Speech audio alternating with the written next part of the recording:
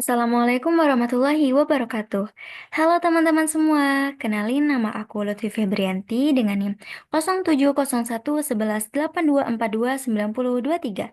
Di sini aku bakal ngebahas mengenai hukum dagang. Kalian tahu nggak sih apa itu hukum dagang? Oke, simak video ini sampai selesai ya teman-teman. Yang pertama, pengertian hukum dagang. Hukum dagang merupakan bagian dari hukum perdata yang mengatur hubungan hukum antara individu, terutama dalam aktivitas perdagangan. Dalam sistem hukum Spanyol, misalnya, terdapat dua kode hukum nih, kode komersial dan kode perdata, yang mengatur aspek berbeda dalam hubungan dagang dan perdata. Perbedaannya tidak selalu jelas karena beberapa kontrak seperti jual beli, persekutuan, dan juga deposito ini diatur dalam keduanya. Oleh karena itu, untuk memahami evolusinya, hukum dagang membantu menentukan ruang lingkupnya. Saat ini, hukum dagang mengatur badan usaha, pengusaha, serta kegiatan ekonomi yang melibatkan pengusaha atau konsumen lainnya. Kemudian ada sejarah hukum dagang. Pada abad pertengahan, hukum dagang ini lahir dari peraturan serikat dan perusahaan pedagang yang mengatur kepentingan mereka sendiri melalui hukum adat dan juga profesional. Mereka memiliki pengadilan sendiri untuk menyelesaikan sengketa dagang. Kemudian ada kodifikasi. Di bawah pengaruh Revolusi Prancis, hukum mulai dikodifikasi dengan prinsip kebebasan, kesetaraan, dan juga persaudaraan. Hukum dagang beralih dari basis pedagang ke basis aktivitas perdagangan atau actus de commerce, tanpa memandang siapa yang menjalankannya.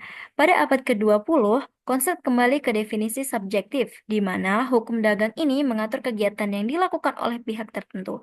Istilah pedagang mulai digantikan dengan konsep perusahaan dan juga pengusaha. Kemudian ada sumber-sumber hukum dagang. Menurut pasal 2 CCO atau Code de Commercial Official, hukum dagang ini mencakup hierarki aturan hukum, yakni yang pertama CCO dan hukum komersial utama. CCO pada tahun 1885 masih berlaku, tetapi sebagian besar telah digantikan oleh undang-undang khusus yang mengatur aspek perdagangan modern. Kemudian ada bea cukai. Hukum dagang berasal dari praktik pedagang yang menciptakan aturan dan juga institusi baru sesuai kebutuhan profesi mereka. Kebiasaan dagang diakui sebagai sumber hukum jika telah dilakukan berulang kali dan dianggap mengikat. Namun, karena tidak tertulis, penerapannya ini menimbulkan ketidakpastian dalam perdagangan modern yang membutuhkan kejelasan dan juga kecepatan. Maka begitu, aturan yang dibuat langsung oleh pedagang cenderung lebih sesuai dengan kebutuhan bisnis mereka. Kemudian ada hukum umum. Nah, hukum umum ini digunakan jika CCO atau hukum komersial tidak memiliki aturan yang berlaku. Pengecualian berlaku pada pasal 50 COO CCO, di mana dalam kasus tersebut seperti syarat, perubahan, dan juga interpretasi kontrak komersial, hukum dagang lebih diutamakan dibanding kebiasaan dagang. Kemudian ada juga nih teman-teman, tujuan hukum dagang.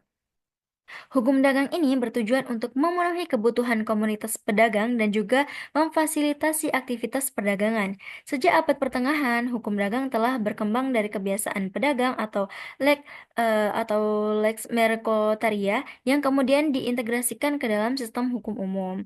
Ada beberapa tujuan umum hukum dagang. Yang pertama ini ada kepastian hukum. Maksudnya adalah memberikan stabilitas dalam transaksi bisnis. Yang kedua yakni fleksibilitas. Fleksibilitas ini maksudnya beradaptasi dengan inovasi dan juga perubahan praktek perdagangan. Yang ketiga ada fasilitasi transaksi, yang merupakan mengakui instrumen keuangan untuk mendukung efisiensi bisnis. Yang keempat, integrasi internasional. Integrasi internasional ini maksudnya adalah menyesuaikan dengan hukum global untuk perdagangan lintas negara.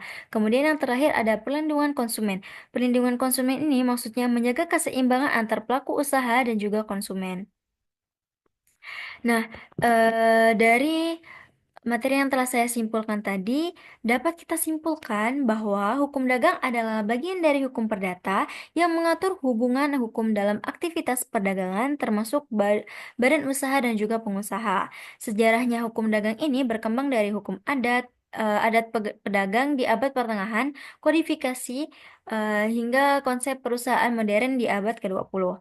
Sumber hukumnya ini mencakup undang-undang, kebiasaan dagang, dan juga hukum umum. Tujuan utamanya adalah memberikan kepastian hukum, fleksibilitas, fasilitasi transaksi, integrasi internasional, dan juga perlindungan konsumen dalam dunia bisnis. Baiklah teman-teman, mungkin hanya ini yang dapat aku sampaikan, mungkin dapat bermanfaat bagi kalian. Aku akhiri, wabillahi taufik wal hidayah. Wassalamualaikum warahmatullahi wabarakatuh.